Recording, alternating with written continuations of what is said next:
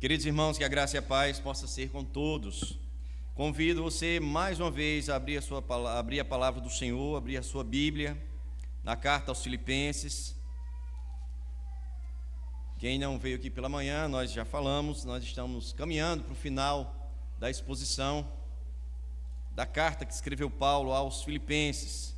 E estaremos lendo o versículo 8 e versículo 9. São 2 versículos apenas, a exposição desta noite. Talvez a sua Bíblia tenha aí um título, um subtítulo, né? O em que pensar. O texto nos diz assim, Filipenses 4, 8 e 9. Finalmente, irmãos, tudo que é verdadeiro, tudo que é respeitável, tudo que é justo, tudo que é puro, tudo que é amável, tudo que é de boa fama, se alguma virtude há, e se algum louvor existe, seja isso que ocupe o vosso pensamento.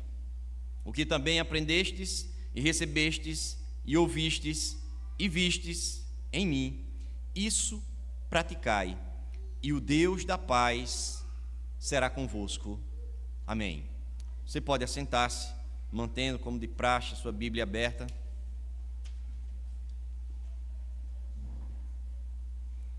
Estaremos orando neste momento, buscando assim alcançarmos o favor do Senhor. Ó Pai, nós queremos, após cantarmos a Tua palavra, nos debruçarmos, ó Deus, na exposição dela. Palavra esta, ó Deus, que falou ao longo de gerações ao Teu povo. Palavra esta que continua abrindo o entendimento deste povo que o Senhor continua a acrescentar. Povo este que o Senhor tem chamado ao longo de gerações. Por meio desta palavra que abre o entendimento, transforma corações, resgata pecadores, ó Deus, da condenação, trazendo para junto de Ti. Nós Te louvamos por mais uma vez ter esta palavra aberta em nossas mãos e Te pedimos, ó Deus, que tão aberto quanto ela está em nossas mãos, esteja agora a nossa compreensão, para que possamos, ó Pai, entendê-la. Que o Senhor nos auxilie nesta compreensão, que o Senhor nos ajude na exposição desta santa porção da Tua palavra. É assim que nós oramos em nome de Cristo Jesus. Amém. Irmãos, nós falamos aqui hoje pela manhã de um texto, de um conflito que estava havendo na igreja de Filipos, e Paulo ele vem orientar para que aquele conflito ele pudesse ser extinto, né, e que a igreja ela pudesse ser sarada no tocante àquela situação. E às vezes a gente diz assim, não, esse texto é para alguém que tem dificuldade de convivência com outras pessoas. Alguns textos a gente acha meio que seletivo, né? Não, esse texto é para fulano, esse texto é para os homens, ou esse texto é para as mulheres, ou esse texto é para o descrente, ou esse texto é para a liderança. O texto que será exposto nesta noite nos abraça assim por completo, sem exceção. Na verdade, todos os textos nos abraçam. Nós aqui fazemos esse processo seletivo, mas esse texto ele vai falar sobre aquilo que devemos pensar. E se todos nós aqui temos essa faculdade funcionando, a faculdade de pensar, de raciocinar funcionando, então estamos diante dessas instruções, estaremos submissos nesta noite àquilo que o Senhor nos instrui por meio da Escritura. E aí eu gostaria de iniciar fazendo uma pergunta. Você já parou para pensar o quanto a nossa mente não para de pensar? Talvez você ache estranha ou confusa a pergunta. Mas enquanto você está pensando na primeira pergunta, o seu cérebro já está automaticamente tentando responder a segunda. O nosso cérebro, a nossa mente não para de pensar. Ela funciona em uma velocidade extraordinária. Nós acordados, estando acordado ou estando dormindo, a nossa mente ela está sempre a produzir, assim como também são outros órgãos vitais para o nosso corpo, que não param um minuto sequer, um segundo sequer, e se assim pararem, nós sofreremos as consequências, assim também a nossa mente. Mesmo enquanto estamos repousando, ela continua a processar, por isso que sonhamos, ela continua a funcionar da mesma forma, ou talvez num ritmo um pouco menor enquanto dormimos, assim como são outros órgãos vitais para o nosso corpo. E aí é interessante como nós pensamos em 1001 coisas ao mesmo tempo. As mulheres têm essa maior facilidade de pensar em diversas coisas ao mesmo tempo. O homem, geralmente, ele pensa uma coisa por vez, consegue pensar, é lógico, em várias, mas ele obedece meio que uma sequência, uma fila lógica, né? Mas nós estamos a todo tempo pensando. Nós pensamos na nossa família, pensamos na nossa rotina, pensamos já naquilo que a gente tem para fazer amanhã, pensamos no trabalho, e até quando nós estamos, os mais antigos aqui vão entender, na caixa do nada, né? Nós ainda estamos pensando, né? Sabe o que é aquela caixa do nada, né? Quando você está assim, bem disperso, e aí alguém chega para você e diz: você está pensando em quê? Diz: não estou pensando em nada. Ainda assim você está pensando. Ela não para. A nossa mente, ela não para, né? E a Escritura, interessante, irmãos, como ela fala sobre diversos aspectos da nossa vida. E de como esse corpo transformado que nós temos, um corpo que foi liberto das algemas do pecado, como esse corpo ele deve funcionar, para que venhamos alcançar o nosso propósito de vida, que é glorificar, que é honrar e glorificar ao Senhor em todo o tempo. A Escritura, ela nos fala, ela nos mostra, ela nos instrui como esse corpo ele deve funcionar. Ela nos mostra os mecanismos para isso. Se não, vejamos, a Escritura nos mostra o cuidado que a gente precisa ter com o nosso coração. Provérbios capítulo 4, versículo 23 vai dizer: sobre tudo que se deve guardar, guarda o teu coração, porque dele procedem as fontes da vida. A Escritura nos mostra o cuidado que devemos ter com os nossos pés.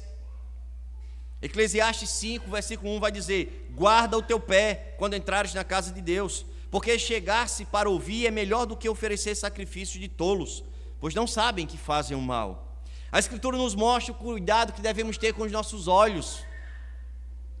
Mateus capítulo 6, versículo 22 e 23 vai dizer: a candeia do corpo são os olhos, de sorte que se os teus olhos forem bons, todo o teu corpo terá luz. Se porém os teus olhos forem maus, o teu corpo será tenebroso. Se, portanto, a luz que em ti há são trevas, quão grandes serão tais trevas? A Escritura também nos mostra como devemos cuidar da nossa mente. Romanos 12, 2 vai dizer: e não vos conformeis com este século, mas transformai-vos pela renovação da vossa mente, para que experimenteis qual seja a boa, agradável e perfeita vontade de Deus. Consegue perceber, irmãos, que esse corpo transformado, ele não deve ser gerido da forma como nós bem entendemos, mas a própria Escritura instrui e orienta como deve funcionar a nossa mente, os nossos olhos, os nossos pés e os nossos pensamentos, as nossas mãos. Nosso corpo como um todo precisa ser um corpo que glorifique ao Senhor em tudo aquilo que fizermos. E aí, interessante que durante toda a carta, irmãos, Paulo ele vem orientando os seus leitores para onde devem olhar. Ou seja, Paulo está dizendo: vocês têm um alvo, não se percam, cuidem dos seus olhos, como deveriam correr, tenham cuidado para não tropeçar nessa corrida. A quem deveriam imitar? Paulo traz de forma pedagógica diversos exemplos, para que aqueles leitores eles pudessem olhar para aqueles homens, e alguns bem mais próximos, né? O principal exemplo era Cristo, já não estava no meio deles, ou melhor, não estava no meio deles, mas os exemplos daqueles homens que o serviam, deveria servir como exemplo para que a sua conduta fosse por ela pautada. Então Paulo está a todo instante chamando a atenção de como eles deveriam proceder. E agora, finalizando a sua carta, ele vai chamar a atenção para o que deveria ocupar as suas mentes. E aí a gente precisa entender, irmãos, que o autor ele está tratando aqui de uma situação comum à sua época, mas parece-nos cada vez mais falada e diagnosticada nos dias de hoje. Paulo vai falar sobre ansiedade. Nós somos de uma geração onde essa palavra ela é muito falada, ela é muito diagnosticada, né? Ela é muito apontada. Não, fulano está com ansiedade, fulano tem ansiedade, eu acho que eu tenho ansiedade. E aí nós vimos aqui as instruções de Paulo com relação a como combater essa ansiedade. E nós vimos pela manhã que o primeiro ponto abordado por ele foi: orem da forma correta. Orem da forma correta, né? Entrem na presença do Senhor com oração, com súplicas e com ações de graças, para que essa ansiedade causada, em específico, por aquele problema causado entre a discórdia, né? Ou sei lá, a inimizade entre duas irmãs, problema este relacional que estava afetando a igreja, como vimos aqui hoje pela manhã. E isso estava gerando, na verdade, uma certa preocupação entre os irmãos, gerando em alguns até ansiedade. E Paulo vai estar dizendo, olha, para que isso seja tratado, orem, apresentem essa causa diante do Senhor, supliquem ao Senhor. Mas esse foi apenas o primeiro ponto. E é lógico, irmãos, que a ansiedade não é algo próprio da nossa época. O próprio Jesus já orientava os seus, e como deixou registrado em Mateus capítulo 6, versículo 25, quando ele mesmo diz, por isso vos digo, não andeis ansiosos pela vossa vida, quanto ao que haveis de comer ou beber, nem pelo vosso corpo, quanto ao que haveis de vestir. Não é a vida mais do que o alimento, e o corpo mais do que as vestes? O Senhor, ele já sabia que aqueles que o cercavam também passavam por isso. Na verdade, isso está intrínseco ao homem, a preocupação com o amanhã, a lida com as incertezas. E ao longo de todas as narrativas nós percebemos isso. Aqui o próprio Senhor, ele chama a atenção. E nós, como cremos que a Escritura ela é atemporal e atualizada, esse cuidado pastoral também nos alcança nos dias de hoje. Precisamos recordar que esse tema da ansiedade está dentro do contexto do conflito interpessoal ocorrido na igreja. Mentes e pensamentos aguçados por causa daquela situação. Mentes que não conseguiam muitas vezes enxergar uma saída ou enxergar a solução, pois estavam desalinhadas. E uma mente que sofre, ou alguém que sofre de ansiedade, ele está desalinhado, ele está desencaminhado, ele está apontando para diversos caminhos, buscando assim uma saída, buscando algo que acalme a sua alma, buscando algo que acalme os seus pensamentos. A sua mente está dividida. Paulo vai chamar a atenção dos seus leitores, vai trazer essas ordenanças práticas para que a solução do problema, ou seja, orem de forma correta, pensem de forma correta e ajam de forma correta. Paulo vai trazer aqui a solução, irmãos, que serviu para aqueles, que serve para estes, que servirá para gerações futuras, se o Senhor não vier buscar a sua igreja. Esta palavra, se for escrita daqui a 50 anos, talvez alguns termos mudem, mas a essência será a mesma. A ordenança de Paulo para tratar a ansiedade vai ser a mesma. Foi assim as gerações passadas, é assim nos dias de hoje. Interessante, irmãos, que ele vem falando. Nós expomos aqui, do versículo 2 ao versículo 7, hoje pela manhã. Ele vem falando que mesmo diante desse sofrimento, mesmo diante daquelas angústias que alguns irmãos estariam ali passando por causa daquela discórdia, eles deveriam continuar alegres no Senhor, eles deveriam resolver aquele problema de forma moderada, ou seja, que aquele problema não viesse a causar escândalo, não viesse a prejudicar o testemunho da igreja. Ele vai orientar aquelas irmãs a que se submetessem à liderança da igreja, para que aquele problema fosse tratado, né? E diante de uma situação que estaria demorando a ser resolvida, Paulo escreve de próprio punho essa carta, falando para que aquele problema não pudesse ser estendido além daquilo que já estava estendido. E ele diz que isso não gere ansiedade em vocês. E se porventura esse seja o espírito que pare nos corações de vocês, parem, orem, apresentem ao Senhor essa situação, supliquem ao Senhor. E ele não fica somente nessa orientação, mas ele vai além.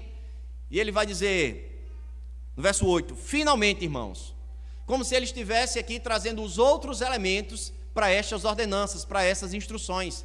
Ele vai dizer, olha, eu já falei tudo isso aqui, os irmãos vão acompanhar as irmãs, eu rogo a elas que endireitem os seus caminhos, né, honrem ao Senhor com as suas vidas, com os seus relacionamentos, endireitem essa intriga, essa briga, essa confusão, para que o Senhor seja honrado. Lembre-se, o Senhor está perto, o Senhor está aí do lado de vocês, endireitem a vida de vocês e continuem glorificando ao Senhor.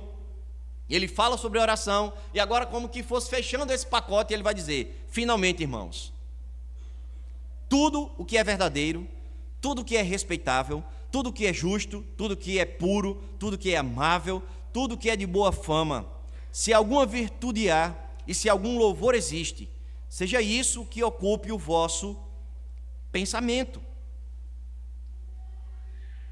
Paulo instiga uma oração correta, e agora ele vai trazer uma outra maneira de como a mente poderia estar longe da ansiedade. Paulo vai falar sobre aquilo que deveria nortear os pensamentos. Talvez você já tenha lido esse texto inúmeras vezes. Talvez você ache que é uma sequência. Talvez você ache que são aqui diversas expressões utilizadas. E aí você diga assim, não, realmente eu preciso pensar nisso. Só que talvez você já tenha ouvido sermões baseados nesse texto. Mas quando nós lemos e se fizermos uma leitura detalhada, serão apontados aqui 8 pontos sobre o que todo cristão deveria centrar o seu pensamento. E são assuntos espirituais, irmãos, que todos os crentes devem disciplinar a sua mente para pensar. Nós vamos falar aqui de forma breve sobre esses 8 pontos. E ao passo que formos falando sobre cada característica, sobre cada ponto elencado por Paulo, a gente precisa também pensar no contrário. Ou seja, se todas as vezes que nós pensarmos de forma diferente disso aqui, nós poderemos inclusive estar alimentando a nossa ansiedade. Nós podemos estar inclusive alimentando as nossas preocupações. Então, se porventura você está ansioso na noite de hoje, após a explanação desse curto texto, faça uma reflexão. Se você tem pensado desta maneira, ou se você tem pensado de forma contrária. O que Paulo está dizendo é, não basta, irmãos, apenas apresentar a causa diante do Senhor. Analise aquilo que vocês estão pensando. Analise aquilo que tem ocupado a mente de vocês. Analise aquilo que fazem vocês dormirem e acordarem, com a mente trabalhando, com a mente borbulhando. E ele vai chamar a atenção sobre o que vocês têm pensado. Vocês têm pensado, por exemplo, naquilo que é verdadeiro? Na verdade, ele não pergunta, ele orienta, ele instrui, ele ordena. Pensem naquilo que é verdadeiro. E o que seria então verdadeiro significa aquilo que é confiável, aquilo que é fiel. E, irmãos, tudo que é verdadeiro encontra-se na palavra de Deus ou está de acordo com ela. Pensamos muitas vezes em coisas que são contrárias à palavra de Deus. Pensamos muitas vezes em mentiras. Pensamos e damos muita, vou usar uma expressão bem nossa aqui, damos muita corda às fake news, às informações que não são verdadeiras. E nós muitas vezes ocupamos a nossa mente com coisas que são falsas, com coisas que não estão alinhadas com a palavra, com coisas que não estão de acordo, com coisas que não são confiáveis. E, irmãos, diante da velocidade da informação, às vezes nós nem só pensamos, como também reproduzimos mentiras, sem nem nos preocuparmos.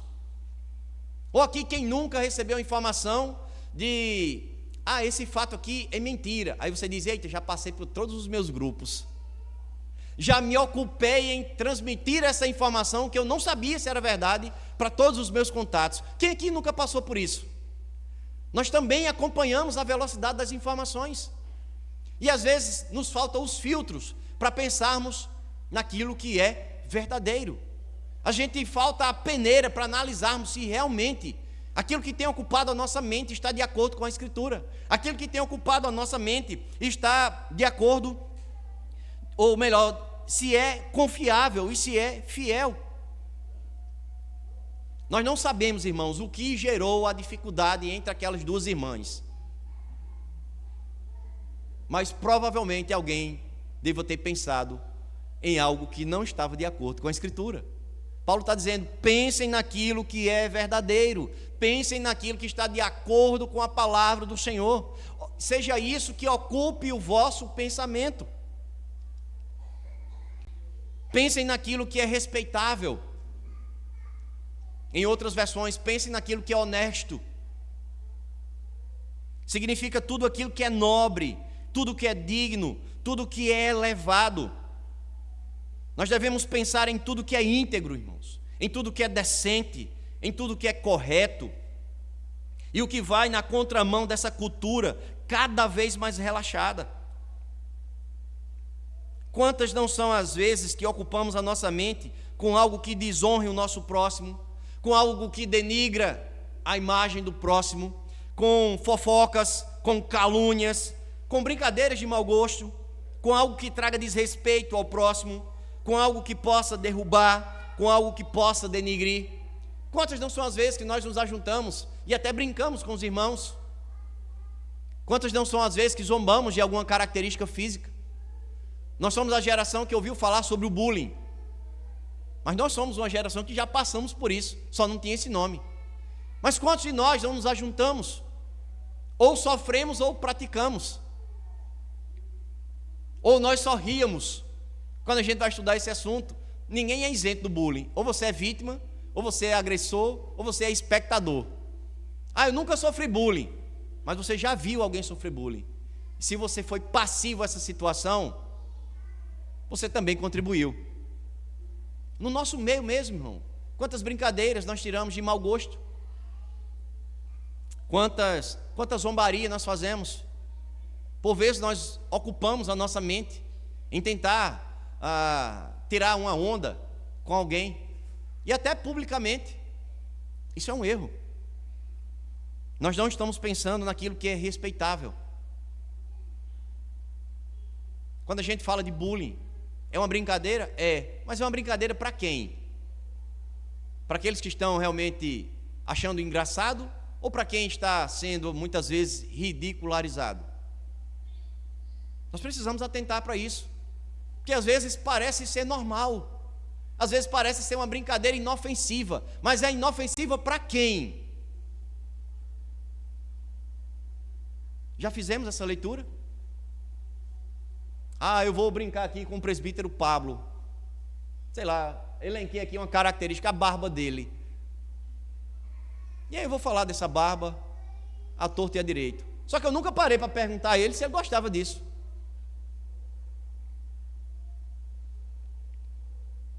Nós temos pensado naquilo que é respeitável? Está vendo, irmãos, como nós somos, como a Escritura, ela desenrola assim um leque e nos coloca assim num imprensado grande. Porque em todos esses 8 pontos, eu acredito que não há ninguém aqui nesse plenário capaz de dizer, eu penso dessa forma. Todos nós vacilamos. Mas o que é que Paulo está dizendo? Seja isso que ocupe o vosso pensamento. Pensem naquilo que é verdadeiro. Estejam alinhados com a verdade. Pensem naquilo que é respeitável. Respeitem uns aos outros. Pensem nisso. Discutam sobre isso. Avaliem as suas práticas. Isso é respeitável. Pense naquilo que é justo. Ou seja, pense naquilo que é certo. Em outras versões aparece essa palavra. Pense naquilo que é certo. E em sua origem, irmãos, a palavra certo significa o que é correto, o que é santo e que está de acordo com a lei de Deus. Nos tempos antigos, essa palavra era usada, irmãos, numa relação de balança, onde os mais antigos aqui é onde lembrar, onde aquela balança que tinha pratos, né? Num prato se colocava um peso, no outro prato se colocava a mercadoria, muitas vezes a ser comercializada, e aí esses pratos eles iam, se tivessem o mesmo peso, eles iriam se alinhando. E aí as pessoas diziam assim, estão com o peso certo, ou seja, eles estão em pé de igualdade, eles estão alinhados. A palavra certa vem dessa origem, e essa é a ideia. De um lado da balança da vida cristã está a santidade de Deus, que nós passamos a conhecer por aquilo que ele se revela na Escritura, e do outro lado está aquilo em que o cristão concentra os seus pensamentos. Tudo aquilo que nós cristãos pensamos precisa estar em equilíbrio com a pureza de Deus. E a pergunta é, como está a nossa balança? Será que os meus pensamentos agradam ao Senhor? Será que eu tenho pensado aquilo que o Senhor se agrada? Será que os nossos pensamentos estão certos? Estão ali na mesma balança? Quantos pensamentos desproporcionais não nutrimos, irmãos?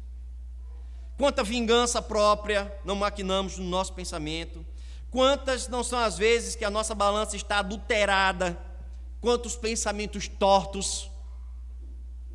Se formos sinceros e pormos na balança diante do Senhor como andam os nossos pensamentos, nós encontraremos um desalinhamento, porque muitas vezes não pensamos naquilo que é justo, não pensamos naquilo que é certo. Os nossos pensamentos estão desalinhados. Paulo vai dizer: pense naquilo que é puro. Essa palavra no seu original vem da mesma raiz das palavras traduzidas por santo, por santidade, por santificação. Pense naquilo que é puro. É tudo aquilo que não é misturado com a sujeira ou adulterado com a corrupção moral, irmãos.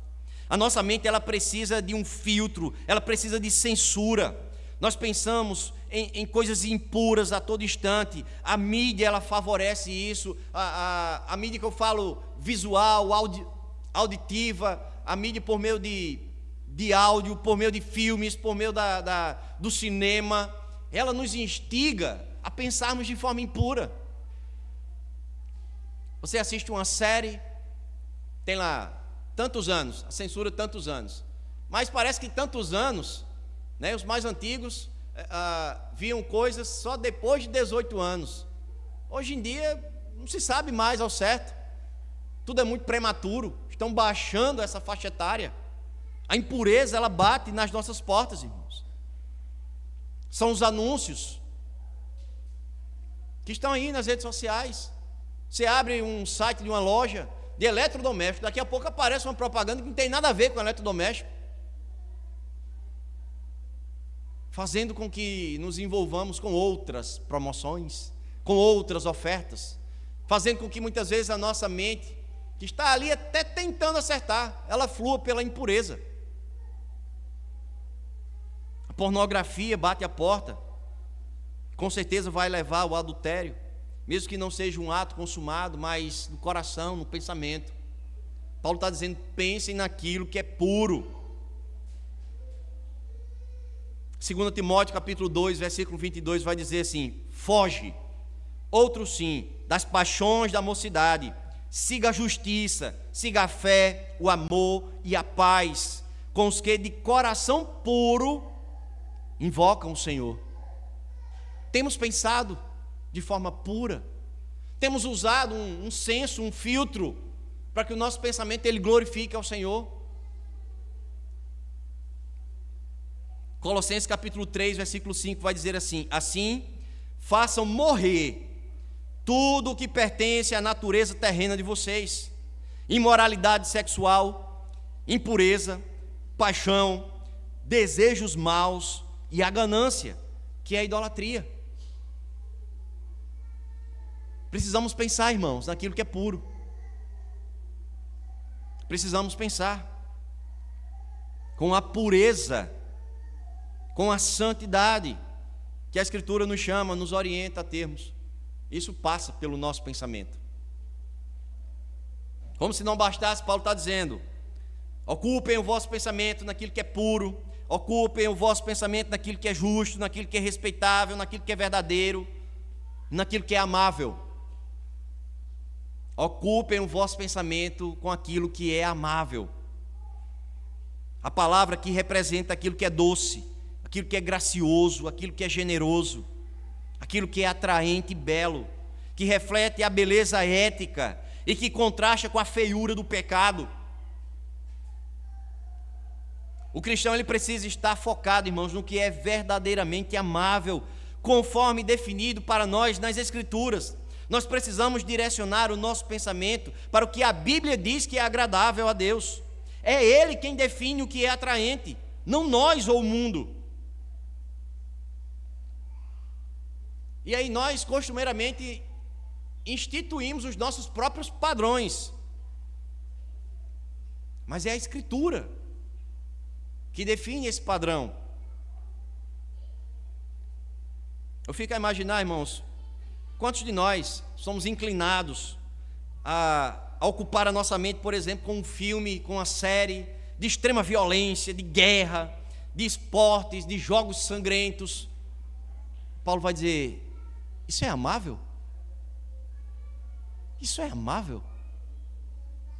Eu poderia estar ocupando o meu pensamento com tantas outras coisas. Nós temos aqui uma relação, mas eu ocupo de uma forma que não agrada ao Senhor. Eu instituo um padrão para mim daquilo que eu vou preencher a minha mente.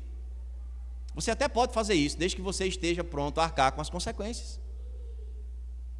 Eu não sei o que é que aquelas irmãs estavam pensando, irmãos, mas a consequência estava ali, e era prática. Paulo está dizendo: ei, o pensamento de vocês está dividido.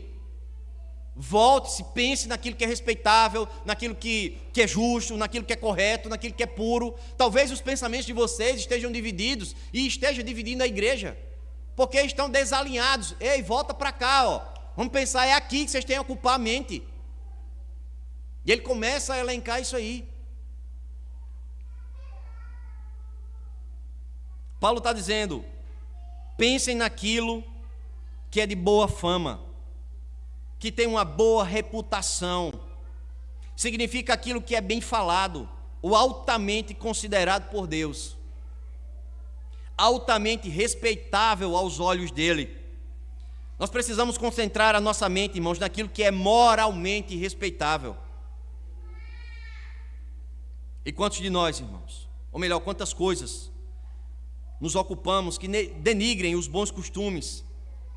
E aí nós citamos aqui as modas da mídia, as próprias redes sociais, que de forma sorrateira nos fazem ir na contramão daquilo que orienta a Escritura. Paulo vai registrar em 1 Coríntios capítulo 15, versículo 33. Não vos enganeis, as más conversações corrompem os bons costumes. As más companhias, os maus conselhos, as más influências corrompem os bons costumes. E muitas vezes não nos atentamos para isso. Muitas das vezes achamos normal. Muitas das vezes terminamos caminhando como um rebanho que às cegas vão seguindo apenas os outros. Nós somos facilmente iludidos com aquilo que denigre.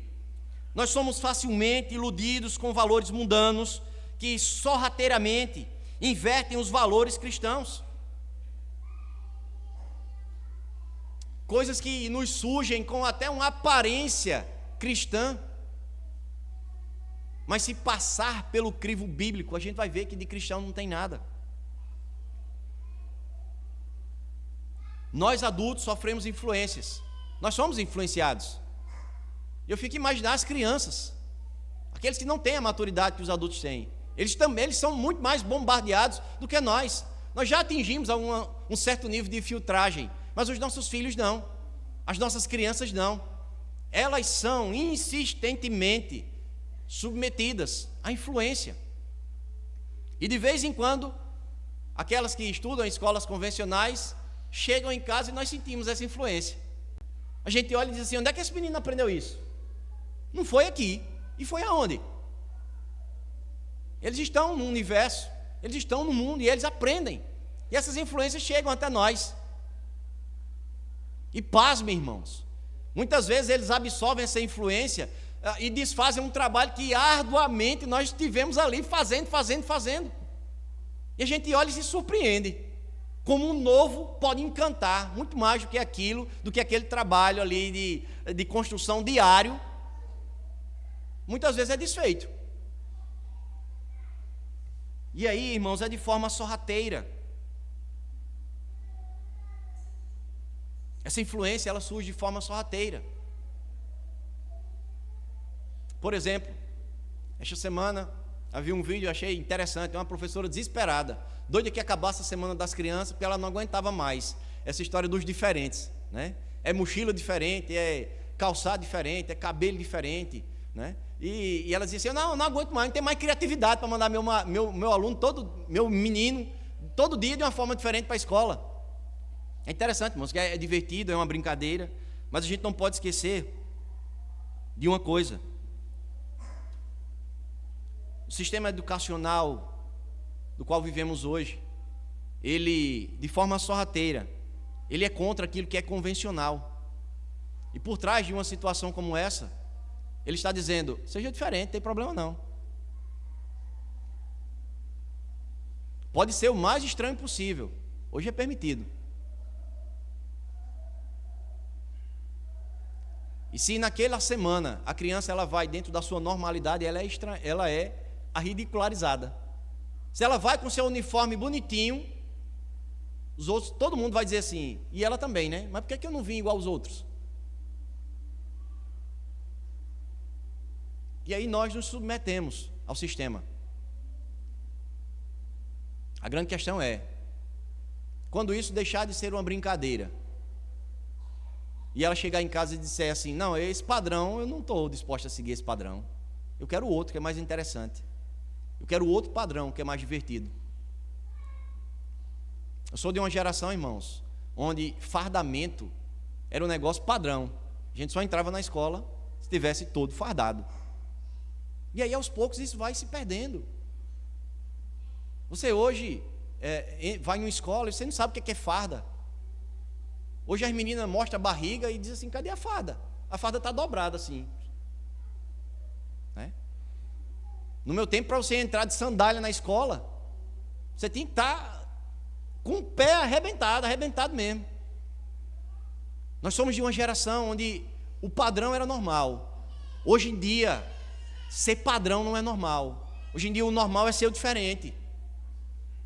E a grande questão é, quando os nossos filhos se rebelarem, buscando outro padrão, o que é que a gente vai apresentar para eles? Cada um pode ser aquilo que quiser. Quando a Escritura nos chama a seguirmos um padrão, quando a Escritura nos mostra o padrão que devemos seguir,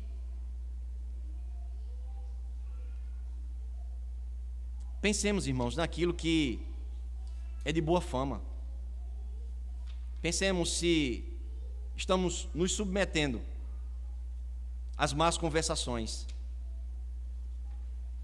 Pensemos se aquilo que tem ocupado nossa mente são as novidades desse mundo, são as inovações desse mundo. De vez em quando surge um pastor aí querendo atualizar a Bíblia, porque ele acredita que isso aqui já está ultrapassado. E de vez em quando a gente vê aí uma postagem perdida de alguém que não sabe quem é o pastor, mas compartilha. E quando você compartilha, irmão, você está dizendo assim, eu comungo dessa ideia. E às vezes a gente faz isso pela ignorância, às vezes a gente faz isso pelo erro. Paulo está dizendo, pense naquilo que é verdadeiro, filtre, não se engane com as fake news da vida, analise de onde vem a informação, analise quem passou a informação, seja isso que ocupe o vosso pensamento. De manhã aqui eu falei pelo automático, né, irmãos? O automático você tem menos trabalho, e parece que até pensar hoje dá trabalho. Parece que para muita gente até raciocinar dá trabalho. Tiver alguém que pense por ele, que pense por ela, está valendo. Está valendo. As inteligências artificiais estão aí para mostrar isso. Nós já somos uma geração onde muitos não tem para onde mais correr. De uma forma ou de outra, essa inteligência artificial já nos alcançou.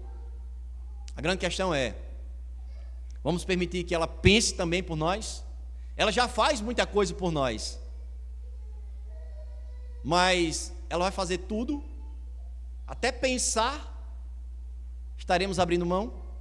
Paulo está dizendo, não, ocupem os vossos pensamentos, não terceirizem os vossos pensamentos, tenham senso, tenham filtro, se ocupem, que até os vossos pensamentos glorifiquem ao Senhor. Mas ele continua, ele diz, se alguma virtude existe nisso, nós precisamos pensar somente aquilo que reflete um alto padrão moral.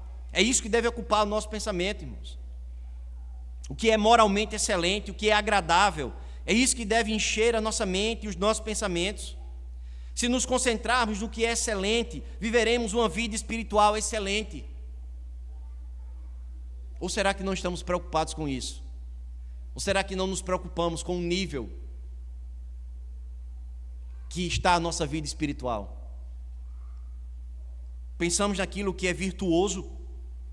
Eu fico a imaginar assim como vocês, irmãos, a quantidade de coisas sem virtude nenhuma que pensamos a todo instante. Coisas essas que não contribuem em nada para o nosso crescimento. Pelo contrário, podem estar empobrecendo nossas vidas espirituais.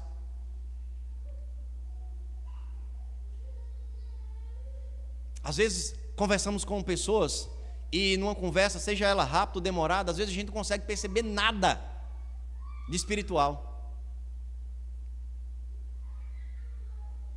E a palavra vai dizer: falai entre vós coisas espirituais.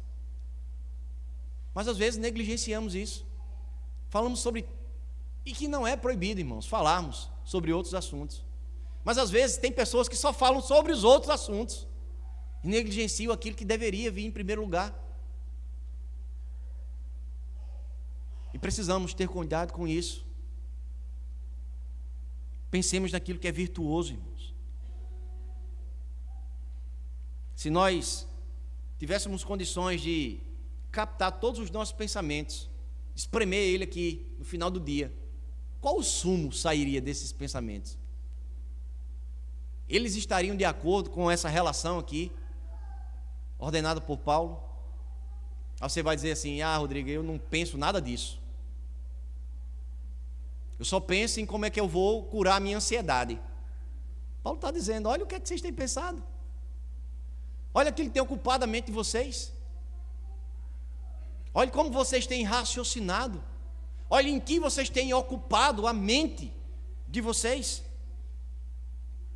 E ele finaliza: pense também naquilo que é digno de louvor. Isso abrange tudo o que é ou pode ser louvado por Deus. Isso significa que devemos pensar sobre o que pode ser aplaudido na presença de Deus. Automaticamente você está pensando: eu acho que Deus não aprovaria esse meu pensamento. Passei 10 minutos pensando sobre algo. É digno de louvor? O Senhor estaria aprovando os meus pensamentos? Aí você vai dizer: mas também até os meus pensamentos? Sim, irmãos. É daqui que parte muita coisa. É daqui que parte as nossas ações. Primeiro nós pensamos. E muitas vezes as nossas ações, elas são impensadas. Nós não sabemos, volto a dizer, nós não sabemos o que motivou aquela discussão, aquela rixa entre aquelas duas irmãs. Mas se elas tivessem pensado de forma reta, de forma justa, de forma correta, de forma amável, de forma louvável, muito provavelmente o resultado teria sido diferente. E não é diferente conosco. Pense em todas as vezes que nós enfiamos os pés pelas mãos. Se tivéssemos pensado, as ações seriam outras. Se tivéssemos raciocinado, como a Escritura nos ordena, o resultado teria sido outro. Já ouviu o ditado, irmãos? Mente vazia é a oficina do diabo. Você já ouviu isso? Na verdade, a nossa mente, ela nunca está vazia. Ela pode não estar cheia de pensamentos que glorifiquem a Deus. Por vezes ela se enche daquilo que nos desvia, daquilo que nos traz ansiedade, daquilo que divide as nossas ideias e também divide os nossos ideais. Ela nunca está vazia, ela sempre está ocupada. A grande questão é: com o que nós estamos ocupando a nossa mente? Nós devemos ter o cuidado de guardar a nossa mente, porque em pouco tempo, irmãos, poderemos nos tornar semelhantes àquilo sobre o que estamos pensando. Se temos pensado como Paulo orientou, estaremos agradando o nosso Deus. Se estivermos ocupando a nossa mente com tudo aquilo que for contrário, com certeza estaremos desagradando o nosso Senhor, sem conseguir cumprir o nosso propósito de vida. E qual é o nosso propósito de vida? Que é honrar e glorificar ao Senhor em todo o tempo, até com os nossos pensamentos. Nós devemos entender que a Escritura nos ordena não somente a orar da forma correta, mas também a pensar da forma correta. E aí, irmãos, você consegue perceber o tamanho da graça divina orientando o seu povo até como pensar. É graça de Deus mostrando assim: ovelhas, meu rebanho, pensem dessa forma, ajam dessa forma.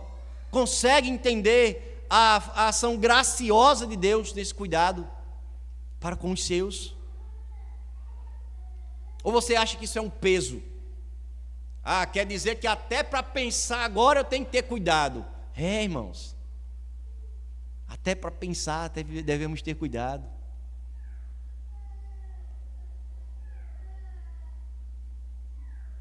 Temos orado da forma correta? temos pensado da forma correta, e Paulo vai para a terceira ordenança dele no combate a essa ansiedade. Temos praticado de forma correta. Verso 9: o que também aprendestes e recebestes e ouvistes e vistes em mim, isso praticai, e o Deus da paz será convosco. Paulo mostrou, irmãos, que a mente, o pensamento, a conduta dos filipenses deveriam ser guiadas pela oração correta, pelo pensamento correto e agora pela prática correta. Ele mais uma vez se coloca como exemplo para ilustrar o seu ensino. Ele remete ao tempo em que esteve presente com seus leitores, de como pregou o evangelho com intrepidez, de como ensinou com autoridade, de como reagiu à prisão, de como viveu na prática o cristianismo. Paulo está dizendo: ei, não adianta só orar de forma correta, não adianta só pensar de forma correta, vocês precisam agir de forma correta. Não percamos o cenário do texto. Era um conflito na igreja. Ele está dizendo: não basta só orar, orem da forma correta, pensem da forma correta, agora ajam da forma correta. Não tem outra forma de resolver essa situação. E ele vai falar aqui sobre 4 aspectos. Primeiro, olhe para as coisas aprendidas. Nós devemos sempre recordar, irmãos, que Paulo se coloca aqui como um exemplo, sem esboçar nenhuma soberba. O foco aqui está na verdade que ele expôs, na sã doutrina que os filipenses aprenderam com ele.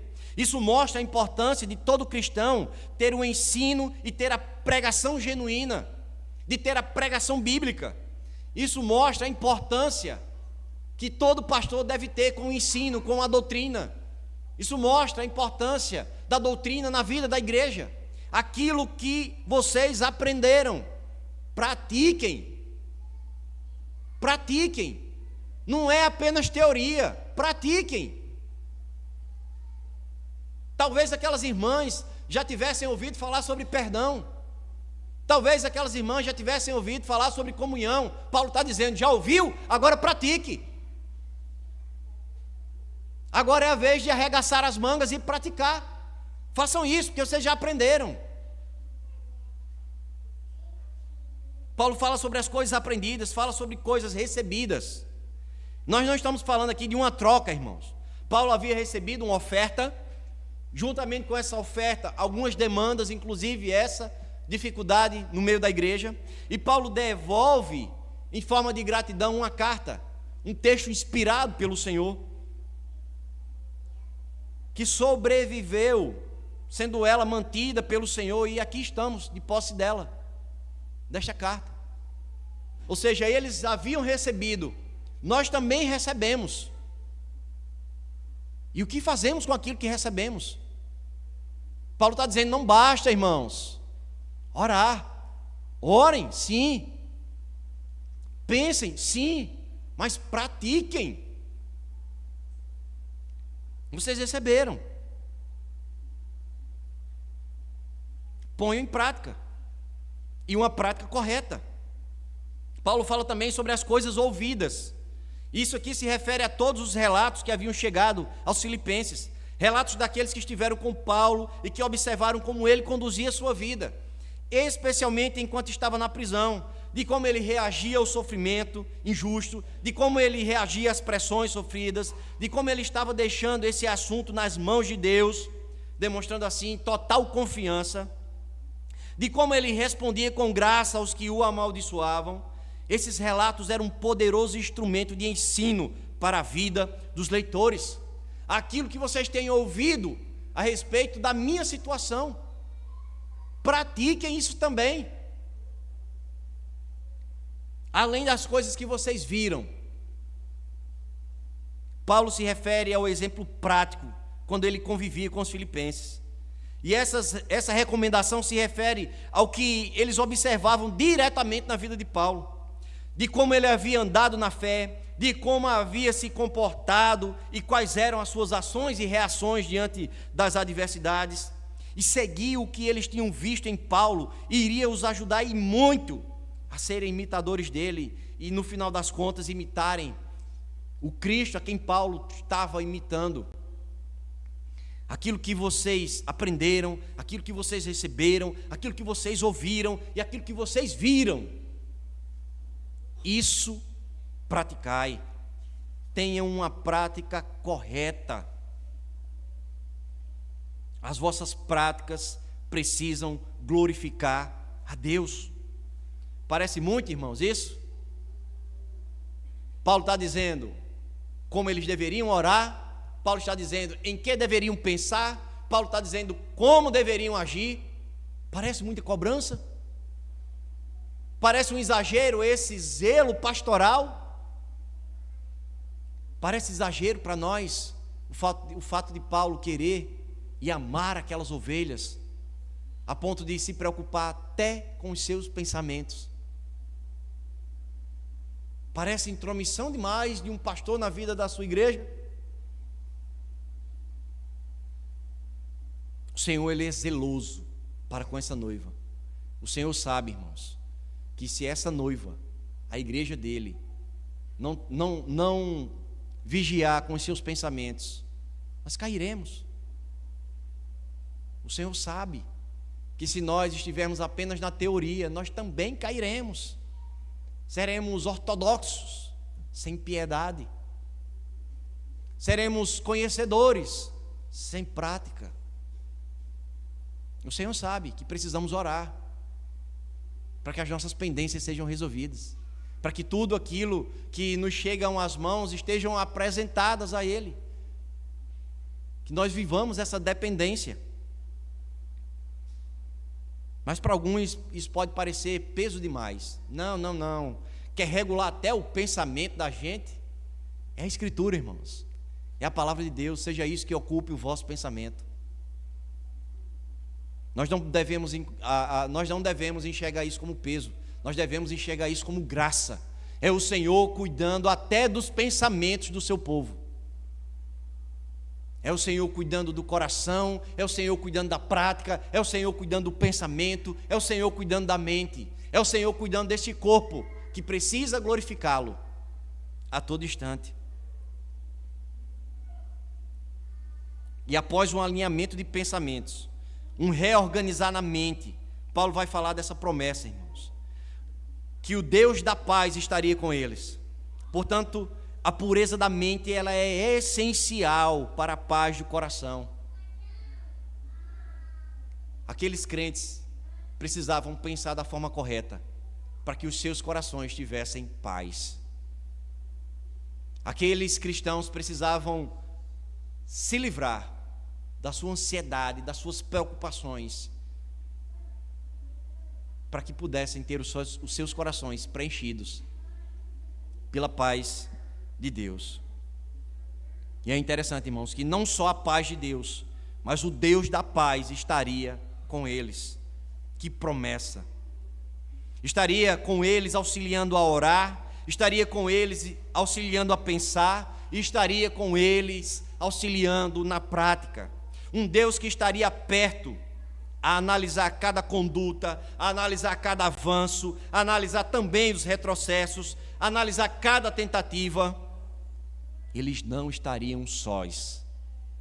O Deus da paz estaria com eles. Que promessa, irmãos.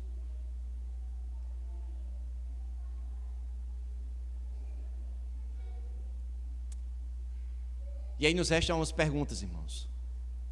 Até que ponto nós temos pensado como orienta a Escritura? Até que ponto a nossa mente glorifica ao Senhor?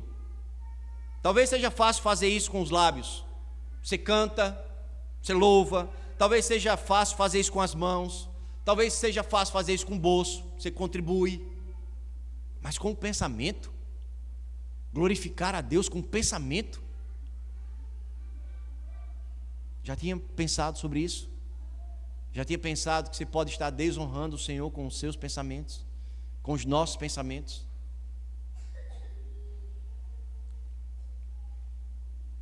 Você já tinha parado para pensar, irmãos, que muitas das nossas ações, sejam elas boas ou não, iniciam-se com um planejamento, e para isso você precisa pensar, e se esse pensamento não glorifica o Senhor, muito menos serão as nossas ações. Nós devemos ter todo o cuidado com aquilo que guia nossa mente, com aquilo que temos nos alimentado diariamente. Ou nós poderemos estar obesos, não porque nós ingerimos boa comida, mas porque ingerimos comida danosa ao nosso corpo. O que tem guiado a nossa mente? O que tem nos feito dormir e acordar, sem termos uma pausa naquele pensamento? É a nossa carreira, são os nossos filhos, são os nossos empreendimentos, é a nossa família, é o nosso emprego. O que tem ocupado a nossa mente? Se você anda com a mente vazia, Paulo deu aqui razões de sobra para que você ocupe. Ocupe-se com aquilo que é louvável, que é justo, que é correto, que é de boa fama, que é louvável. Ocupe o vosso pensamento com isso. Nós somos convocados, irmãos, a uma vida de vigilância. Não tem para onde fugir. Se você é cristão, você não vive a sua vida da forma como quer. Se você quer ser um crente fiel, a vigilância ela está no pacote daquilo que precisamos analisar todos os dias. Uma vida de vigilância, de santidade, e isso em todos os aspectos, como vimos hoje. Também sobre o que pensamos e como frequentemente, irmãos, somos pegos em flagrante, como sentinelas que dormem no serviço. Mas o que fazer então para não ser pego pelo sono, pela frieza, pelo cansaço, pelo desânimo? O que fazer para não ser pego em flagrante? Nós não temos como expor aqui os nossos pensamentos, não temos. Eu não tenho como saber o que está passando aí na sua mente. Talvez alguém aqui no nosso meio esteja concordando, talvez outros estejam resistindo, talvez outros estejam dizendo que tem nada a ver. Se isso for de boa fama, se isso for amável, se isso for louvável, ocupe o vosso pensamento. Se não for, irmãos, nós precisamos tomar cuidado com aquilo que tem regido a nossa mente. Mas como fazer para não ser pego de surpresa? Lembra das irmãs lá de Filipos? Que por não guardarem os seus pensamentos, esses evoluíram, ganharam corpo e transformaram-se em pecados? Paulo era ciente de todas essas fragilidades humanas, e é por isso que ele sempre apresenta Cristo como exemplo.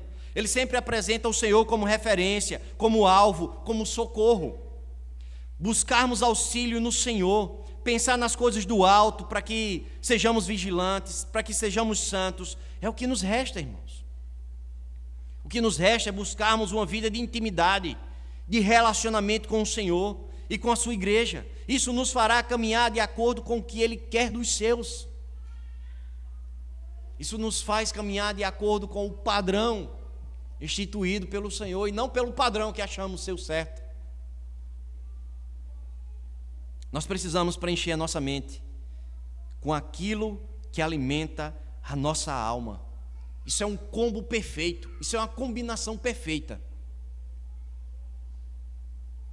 Preencher a mente com aquilo que alimenta a alma. Poder nutrir uma mente santa vai contribuir, irmãos, para o fortalecimento de todo o corpo. E o alimento nos é ofertado todos os dias. Temos a Bíblia nas nossas mãos todos os dias. Temos a oportunidade de ter uma vida devocional todos os dias, diariamente.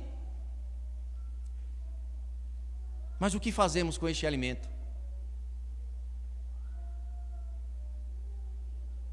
Nos empenhemos, irmãos, nessa dieta.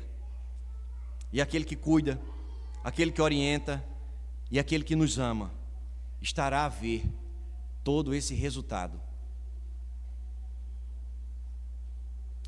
Paulo vai dizer: o Senhor está perto. O Senhor está vendo as situações. O Senhor está vendo como vocês têm orado. O Senhor está vendo sobre o que vocês têm pensado. E o Senhor está vendo como vocês têm agido. Não nos resta outra coisa a buscarmos o auxílio do Senhor. Não nos resta outra coisa, irmãos, a agradecermos por tão grande cuidado.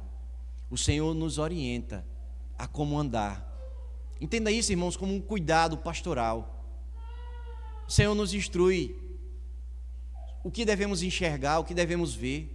O Senhor nos instrui como devemos guardar o nosso coração. O Senhor nos instrui como devem ser as nossas relações. O Senhor nos instrui como devemos adorá-lo. O Senhor a todo instante está cuidando desse rebanho, para que esse rebanho esteja pronto e preparado para dizer sinceramente: vem, Senhor, vem buscar, porque estamos prontos.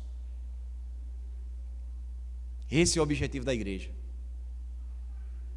Mas se não estivermos ainda assim convictos, recorramos à graça do Senhor, que Ele nos auxilie nos nossos pensamentos, e que até isso estão ali em secreto, ninguém escuta, não compartilhamos, só você e Ele sabe, conhece essa engrenagem. Por isso, irmãos, glorifiquemos ao Senhor com os nossos pensamentos.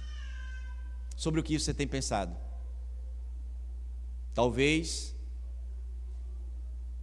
a receita para a sua ansiedade seja mudar os pensamentos. Ou talvez você irá agravá-la ainda mais se continuar pensando de forma contrária às Escrituras. Que o Senhor nos ajude e nos auxilie.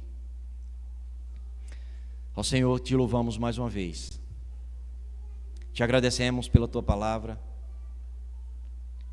que não isenta nenhum de nós aqui dessas ordenanças, porque todos nós pensamos, porque todos nós caímos nos nossos pensamentos, porque todos nós carecemos da tua ajuda e do teu auxílio, para termos uma mente que te glorifique, para termos uma mente transformada, para termos uma mente que não se conforma com este século, que não se conforma com estes ideais, que não se conforma com essas ideias. Nós precisamos do teu auxílio, ó Deus, para que o nosso pensamento seja ocupado com aquilo que te glorifique. Nós te louvamos por todo o cuidado, ó Deus, porque o Senhor tem nos falado, o Senhor tem nos exortado, mas o Senhor tem nos amado por isso. O Senhor tem nos amado, Deus, porque continua com a tua mão estendida, continua a nos guiar, continua, Deus, a cuidar deste povo, que muitas vezes são ovelhas rebeldes, que são tiradas do buraco, mas caem no outro lá na frente. E o Senhor continua a cuidar destas ovelhas. Nós louvamos o Senhor por isso. Te agradecemos, ó Deus, porque é graça nas nossas vidas. Nos ajuda, assim como ajudou os filipenses a orarem da forma correta, a pensarem da forma correta e a agirem da forma correta. Fazendo assim, ó Deus, estaremos cumprindo o propósito para o qual o Senhor nos chamou. Que seja o Senhor glorificado em tudo que fizermos, em tudo que pensarmos. Que assim seja, que o Senhor nos ajude. Em nome de Cristo Jesus. Amém.